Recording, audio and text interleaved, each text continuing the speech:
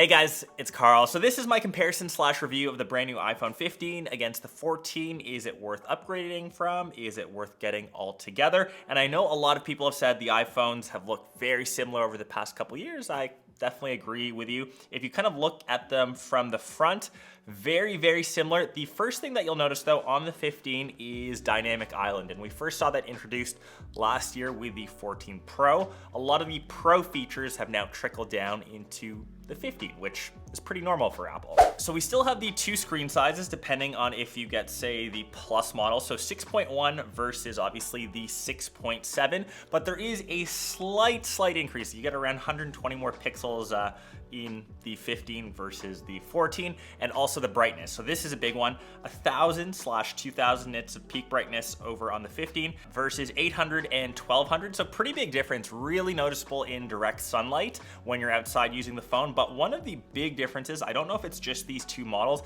I know that color temperatures really vary on screen slash different phones.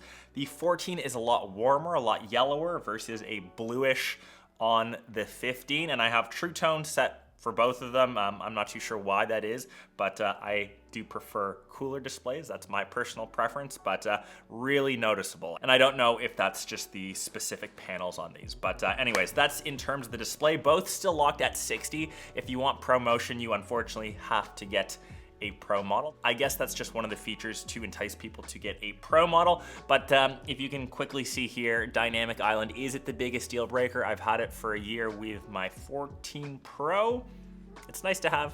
It's not crazy. You get little notifications. And in terms of the rest of the design, once again, very similar. They actually have the same thickness. There's a gram difference between the two. The 15 is a tad bit lighter. And the design, I guess, of the case, because Apple now is infusing the color into the back of the new iPhone. So you can see they're actually a bit more pastel-y, very muted, not really saturated. But on the flip side, it almost feels like a different type of glass. The 14s are glossier. Say goodbye to fingerprints on the 15. Like, I've been using this for the past week. There is not one smudge mark on it. I know most people rock cases on their phones, but yeah, that is pretty much the design of the new iPhones. Of course, on the 15, it is like slightly more rounded on the edges. You'd really need to compare them both to kind of see that. And I would say the big thing, which is a big new feature, coming to the iPhone, it is now USB-C enabled. And in no way is this revolutionary. I think Apple handled it pretty well. They didn't say, this is the fastest charging method. We're introducing this first in the world. Obviously, Android has been on that train for what, 7, 8, 9 years? It's just nice to see stuff is now standardized. Maybe the one caveat is if you are, say, like Team Apple, Team iPhone, you've got lightning accessories like the AirPods Pro 2. I know that the USB-C ones just came out.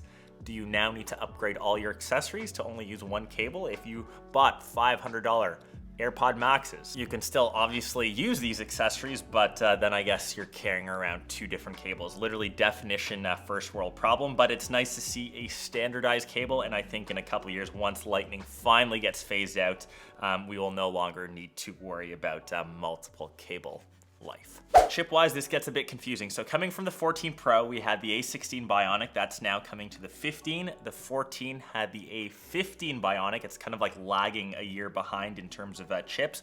Honestly, performance, I'll show you the Geekbench scores. You'll see that the numbers are higher on the 15.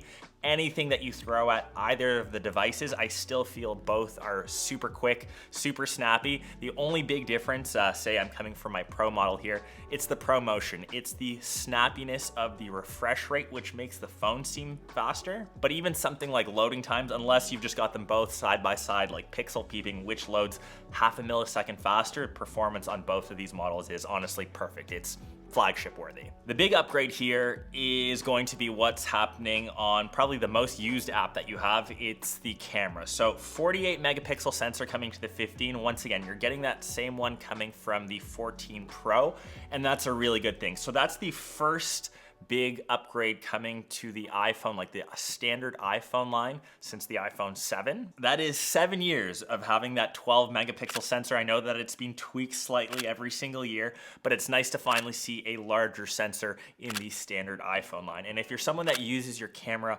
all the time, every single day, if this is your main device or your main, I guess, product that you use to take photos, there's a pretty noticeable difference between the 48 versus the 12. We've still got the 12 megapixel ultra wide, but the added bonus of having that 48 megapixel sensor, you can now crop in 2 times for a telephoto over on the 15, whereas the 14, you're just limited to those 2 main focal ranges. So I think that's a big difference. And maybe one of the biggest updates is the new and improved portrait mode. So they spent a ton of time on this on the keynote. I've had a lot of fun testing it. So when a human or a dog, if Link gets into frame, you'll see this little F appear on the camera app, and you can then change in post whether or not you want to add extra bokeh. You can obviously still select the area which is in focus, so I guess the plane, depending where you're shooting.